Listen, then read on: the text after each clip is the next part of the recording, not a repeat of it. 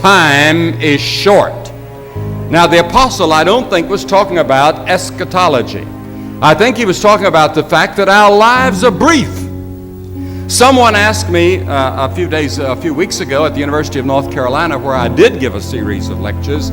They asked me what the greatest surprise was. I just passed my 64th birthday, and that had been in the press that I'd had a birthday. And they said, "What is your greatest surprise in life?" And I answered, "The brevity of life."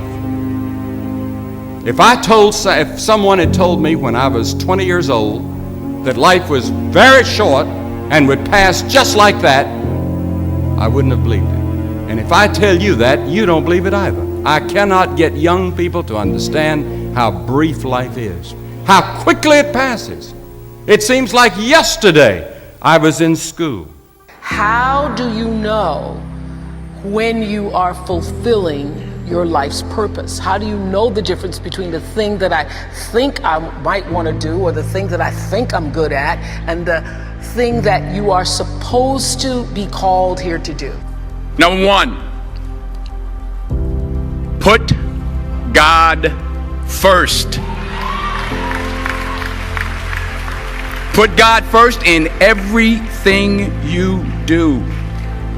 Everything that you think you see in me, everything that I've accomplished, everything that you think I have, and I have a few things, everything that I have is by the grace of God. Understand that. It's a gift. I've kept God in my life, and it's kept me humble. I didn't always stick with him, but he always stuck with me. So stick with him in everything you do. So many people are not aware. They live their lives like they're comatose. They really don't examine the fact that you have purpose. And then you have to listen to your inner voice, that inner knowing, that wooing that says, I'm not empty yet. I'm not empty yet. I've worked this for 10 years. I found some fascination here. I'm not empty yet, but I suspect that I will not be able to empty out all of my creativity through the auspices of what I'm doing. Open up to a new adventure. It's like going to the moon. We live in these little cubicles that we've been assigned to like inmates, when in reality, your world may be broader than your situation. Don't allow your situation to become your world when it's just a launching pad into the next dimension of your life. You gotta want the best out of your life, man, because we only have a moment on this earth. And it's going to be people that look you in the face and tell you that they believe in you. They're going to tell you from their lips they believe in you. But when you look them in their eyes, you're going to know that they're not telling the truth. That's the hardest thing for a man to take.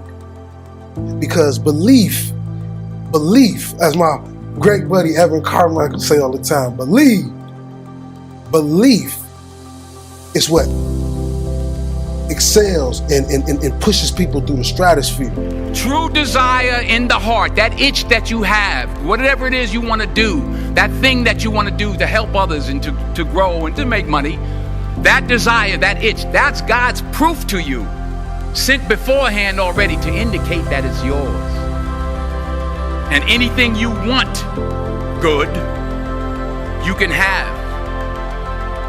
So claim it. Work hard to get it. When you get it, reach back. Pull someone else up. Each one, teach one. Don't just aspire to make a living. Aspire to make a difference.